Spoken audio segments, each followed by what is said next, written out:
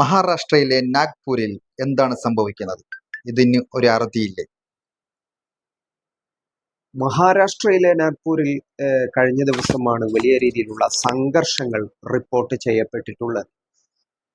ഇതിന് പ്രധാനപ്പെട്ട കാരണം എന്നുള്ളത് ഔറംഗസീബിന്റെ ശവകുടീരം അവിടെ നിന്ന് പൊളിച്ചു മാറ്റണം എന്നുള്ള വലിയ ആവശ്യവുമായി ഹിന്ദുത്വ സംഘടനകൾ, ബജറംഗദളും VHPയും അടക്കമുള്ള സംഘടനകൾ രംഗത്ത് വരികയും വലിയ പ്രതിഷേധങ്ങൾ അവിടെ സംഘടിപ്പിക്കുകയും ഈ പ്രതിഷേധങ്ങൾ പിന്നീട് അക്രമകരമായ സംഭവങ്ങളിലേക്ക് മാറിയതുമായിട്ടാണ് ഇത്തരമൊരു സംഘർഷങ്ങൾ അവിടങ്ങളിൽ നിന്നും റിപ്പോർട്ട് ചെയ്യപ്പെട്ടിട്ടുള്ളത്. ഇതിനുള്ള ഒരു സാഹചര്യം എന്താണെന്ന് നമ്മൾ കൃത്യമായിട്ട് പരിശോധിക്കപ്പെടേണ്ടതുണ്ട്.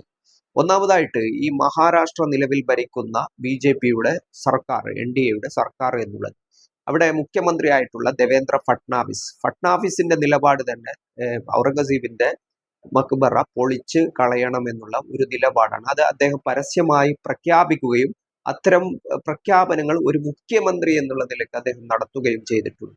അതുകൂടാതെ തന്നെ മഹാരാഷ്ട്ര മന്ത്രിസഭയിലെ ചില മന്ത്രിമാരും സമാനമായ ആവശ്യങ്ങൾ ഉന്നയിച്ചുകൊണ്ട് വലിയ രീതിയിലുള്ള വിദ്വേഷപരമായ, വലിയ രീതിയിലുള്ള വികാരപരമായ കാര്യങ്ങൾ പറഞ്ഞിട്ടുണ്ട്.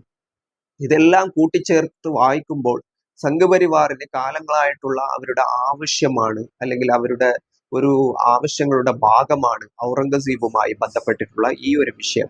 ഇപ്പോൾ ഇത് ഉയർന്നു വരാനുണ്ടായ സാഹചര്യം എന്നുള്ളത് ചാവ എന്നുള്ള ഒരു ബോളിവുഡ് സിനിമ വരികയും വലിയ രീതിയിലുള്ള ഒരു പ്രൊപഗണ്ട സിനിമയായി അതിന്റെ അഭിനയിച്ച നായകനടക്കം സംവിധായകനടക്കം ഇത്തരം പ്രൊപഗണ്ടയുടെ ഭാഗമായിട്ട് വലിയ രീതിയിലുള്ള വിദ്വേഷപരമായ കാര്യങ്ങളാണ് ഈ സിനിമയുടെ ഇതിനു വേണ്ടി. സിനിമയ്ക്ക് ക്വാളിറ്റി ഇല്ലെങ്കിൽ പോലും ഈ ഒരു വിഷയത്തിൽ നിർണായകമായിട്ട് ഇത്തരം പ്രൊപഗണ്ട സിനിമകൾ ഉണ്ടാക്കി രാജ്യമെമ്പാടും അതിനെ വിറ്റഴിക്കുകയും അതിനെ ഭരണകൂടത്തിന്റെ ഭാഗമായിട്ടുള്ള ആളുകൾ അതിന് വേണ്ട സർവ്വ പിന്തുണയും നൽകുന്ന ഒരു സാഹചര്യം അടുത്ത കാലത്തായി രാജ്യത്ത് കണ്ടുകൊണ്ടിരിക്കുന്നതാണ്. കാശ്മീർ ഫയൽസ്, കേരള സ്റ്റോറി പോലെയുള്ള സിനിമകളെ ഉദാഹരണം എടുത്ത് നമുക്ക് പരിശോധിക്കാവുന്നതാണ്. ഇത്തരം ഒരു സാഹചര്യമാണ് അവിടങ്ങളിൽ ഉണ്ടായത്. അങ്ങനെ വീണ്ടും ഔറംഗസീബും ഇതുമായി ബന്ധപ്പെട്ട സാമ്പാജിയും ഒക്കെ ചർച്ചകളിൽ വരുന്നു. മറാത്ത വികാരം വലിയ രീതിയിൽ ഉയർത്തിക്കൊണ്ടുവരുന്നു. മറാത്ത വികാരം ഉയർത്തിക്കൊണ്ടുവന്ന് കൊടിയ ഭീകരനും ശത്രുവുമായ ഔറംഗസീബും അതുപോലെ തന്നെ ഈ സാമ്പാജി എന്ന ഹിന്ദുക്കളുടെ സംരക്ഷകരുമായിട്ട് വ്യാഖ്യാനിക്കപ്പെടുന്നു. അങ്ങനെ വലിയ രീതിയിലുള്ള പ്രൊപഗണ്ടകൾ ഉണ്ടാക്കി അതിന്റെ ബാക്കി പത്രം കൂടിയാണ് ഇവിടെ സംഭവിച്ചിട്ടുള്ള കാര്യങ്ങൾ. ഇതിൽ മനസ്സിലാക്കേണ്ട പ്രധാനപ്പെട്ട കാര്യം എന്നുള്ളത്, വളരെ ശ്രദ്ധേയമായത്, ഈ ഒരു ആക്രമണങ്ങൾ അല്ലെങ്കിൽ ഈ ഒരു ആക്രമണങ്ങൾ അവിടെ തുടങ്ങിയ സമയത്ത് തന്നെ ഇവിടെ ഒരു കർഫ്യൂ പ്രഖ്യാപിക്കുകയും ആ ആക്രമണങ്ങൾ നടന്ന പ്രദേശത്ത് നിന്നും വലിയ പോലീസ് ഇടപെടലുകൾ ഉണ്ടാവുകയും ആക്രമണങ്ങൾ ഇന്നലെ രാത്രിയോടുകൂടി അവസാനിക്കുകയും ചെയ്തിട്ടുണ്ട്. അതിനുശേഷം ഇന്ന് അതുമായി ബന്ധപ്പെട്ട ഒരു കാര്യങ്ങളും റിപ്പോർട്ട് ചെയ്യപ്പെട്ടിട്ടില്ല. സാധാരണഗതിയിൽ VHPയോ അല്ലെങ്കിൽ ബജറംഗദളോ നടത്തുന്ന അവർ വലിയ ആക്രോശങ്ങളും അല്ലെങ്കിൽ ഇത്തരം അതിക്രമങ്ങളും ദിവസങ്ങൾ നീണ്ടു നിൽക്കുകയും വലിയ കലാപങ്ങളുമായിട്ടുള്ള സാഹചര്യം മുൻകാല അനുഭവങ്ങളിൽ രാജ്യത്ത് ഉണ്ടായിട്ടുണ്ട്. ഇവിടെ കൃത്യമായിട്ട് മനസ്സിലാക്കേണ്ട ഒരു കാര്യം, ആർക്കിയോളജിക് സർവേ ഓഫ് ഇന്ത്യ, ആർക്കിയോളജിക് വകുപ്പിന്റെ കീഴിൽ ഒരു സംരക്ഷിത കേന്ദ്രമായിട്ടാണ് ഔറംഗസീബിന്റെ ഈ മക്ബറ നിലകൊള്ളുന്നത്. അതുകൊണ്ട് തന്നെ ഭരിക്കുന്ന സർക്കാരിന്റെ ഉത്തരവാദിത്തമാണ് ഇത് കൃത്യമായിട്ട് അതിനെ സംരക്ഷിച്ച് മുമ്പോട്ട് കൊണ്ടുപോവുക എന്നുള്ളത്. കൃത്യമായിട്ട് ഇതൊരു ആർക്കിയോളജിക് വകുപ്പിന്റെ കീഴിൽ വരുന്ന ഒരു സ്ഥലമാണ്. അങ്ങനെയുള്ള ഒരു സ്ഥലത്തെയാണ് യഥാർത്ഥത്തിൽ അവിടുത്തെ ഭരണാധികാരികൾ തന്നെ ഇത്തരം വെറുപ്പിന്റെ, വിദ്വേഷത്തിന്റെ വാക്കുകൾ അവിടെ ഉരുവിട്ടുകൊണ്ട് ഇത്തരം വിഷയങ്ങൾക്ക് കാരണമായിട്ടുള്ള സംഭവങ്ങൾ ഉണ്ടായിട്ടുള്ളത്. പ്രതിപക്ഷമായ കോൺഗ്രസും അസദുദ്ദീൻ ഒവൈസി അടക്കമുള്ള MP അടക്കമുള്ള ആളുകളും ഇതിനെതിരെ രംഗത്ത് വന്നിട്ടുണ്ട്. ഇത് ഒരു ഭരണകൂട ഭാഗത്തു നിന്നുണ്ടായ ആക്രമണങ്ങളാണ് യഥാർത്ഥത്തിൽ നാഗ്പൂരിൽ സംഭവിച്ചതെന്നാണ് ഇവർ ഉയർത്തുന്ന പ്രധാനപ്പെട്ട വിമർശനം എന്നുള്ളത്. ഏതായാലും അവിടെ സംരക്ഷിക്കേണ്ട, അവിടുത്തെ പ്രശ്നങ്ങൾ ഇല്ലാതാക്കേണ്ട ചുമതല യഥാർത്ഥത്തിൽ സംസ്ഥാനം ഭരിക്കുന്ന സർക്കാരിനും ബന്ധപ്പെട്ട ഭരണകൂടങ്ങൾക്കുമാണ്.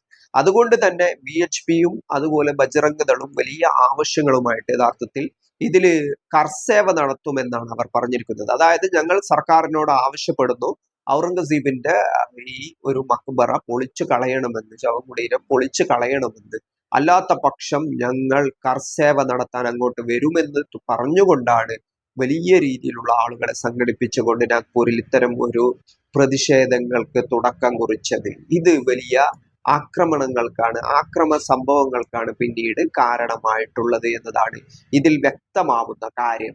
ഇതിൽ മനസ്സിലാക്കേണ്ട മറ്റൊരു കാര്യം എന്നുള്ളത്, ഈ ഒരു ആക്രമം ഈ VHPയുമായി ബന്ധപ്പെട്ട് അല്ലെങ്കിൽ ബജറംഗദളുമായി ബന്ധപ്പെട്ട് ഇത്തരം ഒരു റാലി സംഘടിപ്പിക്കുന്നുണ്ട് എന്ന് മനസ്സിലാക്കിയ അവിടത്തെ ന്യൂനപക്ഷ വിഭാഗങ്ങൾ കൃത്യമായിട്ട് അത് മനസ്സിലാക്കുകയും അതിനനുസരിച്ച് ബന്ധപ്പെട്ട അധികാരികളെ കണ്ടുകൊണ്ട് ഇത് വലിയ രീതിയിലുള്ള സംഘർഷങ്ങൾക്ക് കാരണമായേക്കാവുന്ന കാര്യങ്ങളാണ്, അതുകൊണ്ട് ബന്ധപ്പെട്ട പോലീസ് നടപടികൾ ഉണ്ടാവണമെന്നും ഇവിടെ ഒരു ഇരകളുടെ ചെറുത്തുനിൽപ്പും കൂടി യഥാർത്ഥത്തിൽ ഈ ഒരു നാഗ്പൂർ സംഭവത്തിൽ കാണാനായി എന്നുള്ളതാണ് ഒരു യാഥാർത്ഥ്യം. അതുകൊണ്ട് കൂടിയാണ് ഇന്നലെ രാത്രി തന്നെ ഇത്തരം ആക്രമണങ്ങൾ അവസാനിപ്പിക്കണമെന്നും ഇത്തരം പ്രശ്നങ്ങൾ ഇല്ലാതാക്കണമെന്നും അവരുടെ നേതൃത്വങ്ങളിൽ നിന്നും, അതായത് ബജ്റംഗദളിന്റെയും VHPയുടെയും നേതൃത്വത്തിൽ നിന്നും, അതുപോലെ തന്നെ അവിടെ ഭരിക്കുന്ന സർക്കാരിന്റെ ഈ ഒരു RSS നിയന്ത്രിത ഭരണകൂടത്തിന്റെ ഭാഗത്തു നിന്നും മുഖ്യമന്ത്രിയുടെ ഭാഗത്തു നിന്നും ആവശ്യങ്ങൾ ഉണ്ടായി. ഇനി വലിയ ആക്രമണങ്ങൾ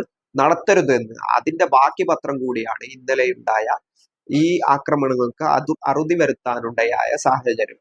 അതുകൂടാതെ തന്നെ കൃത്യമായിട്ട് അവിടങ്ങളിൽ പോലീസിനെ വിന്യസിക്കാനും ഇവർ തയ്യാറായി എന്നുള്ളതാണ് ഇതിൽ മനസ്സിലാക്കേണ്ട കാര്യം. ഈ കർസേവയെ കുറിച്ച് പറയുമ്പോൾ, നേരത്തെയുണ്ടായ ബാബരി മസ്ജിദിന്റെ വിഷയമാണ് യഥാർത്ഥത്തിൽ ഇന്ത്യയിലെ കർസേവക്ക് തുടക്കം കുറിച്ചത്. ബാബരി മസ്ജിദുമായി ബന്ധപ്പെട്ട വിഷയത്തിൽ നേരത്തെ രാജ്യമെമ്പാടുമുള്ള RSSന്റെയും സംഘപരിവാറിന്റെയും ആളുകൾ വ്യവസ്ഥാപിതമായി സംഘടിക്കുകയും രാജ്യത്തിന്റെ വിവിധ ഭാഗങ്ങളിൽ നിന്നും കൃത്യമായിട്ടുള്ള പ്രഖ്യാപനത്തോടുകൂടി ഞങ്ങൾ ബാബരി മസ്ജിദിൽ കർസേവ നടത്താൻ പോകുന്നുവെന്നും, ഞങ്ങൾ ബാബരി മസ്ജിദ് തകർക്കാൻ പോകുന്നുവെന്നും, ഞങ്ങൾ ബാബരി മസ്ജിദ് തകർക്കുന്നുവെന്നുള്ള ഒരു നിലപാട് സ്വീകരിച്ചുകൊണ്ട് രാജ്യത്തിന്റെ വിവിധ ഭാഗങ്ങളിൽ നിന്നും വലിയ രീതിയിലുള്ള രഥയാത്രകൾ നടത്തിക്കൊണ്ട് വലിയ രീതിയിലുള്ള വർഗീയമായ സാഹചര്യങ്ങൾ സൃഷ്ടിച്ചുകൊണ്ടാണ് യഥാർത്ഥത്തിൽ ബാബരി മസ്ജിദിൽ കർസേവ നടത്തിയത്. ആ കർസേവ നടത്തിക്കൊണ്ട് അവർ അന്ന് ബാബരി മസ്ജിദിനെ തകർക്കുകയാണ് ചെയ്തത്.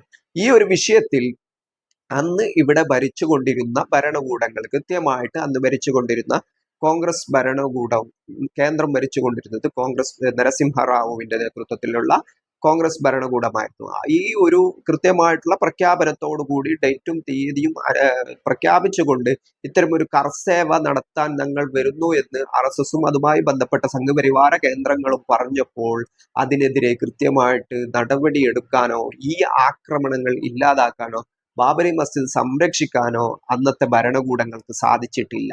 അതുകൊണ്ട് തന്നെ പിന്നീട് ഏത് ഒരു കേന്ദ്രത്തെയും, അവർക്ക് ഇഷ്ടമല്ലാത്ത കേന്ദ്രങ്ങളെയും മസ്ജിദുകളെയും കർസേവ നടത്താനും അല്ലെങ്കിൽ ഈ ഒരു ആക്രമണ പ്രവണതയിലൂടെ അത് തകർക്കാനുമുള്ള യഥാർത്ഥത്തിൽ അത്തരം കാര്യങ്ങൾക്കുള്ള ഒരു സാഹചര്യമാണ് സൃഷ്ടിക്കപ്പെട്ടിട്ടുള്ളത്.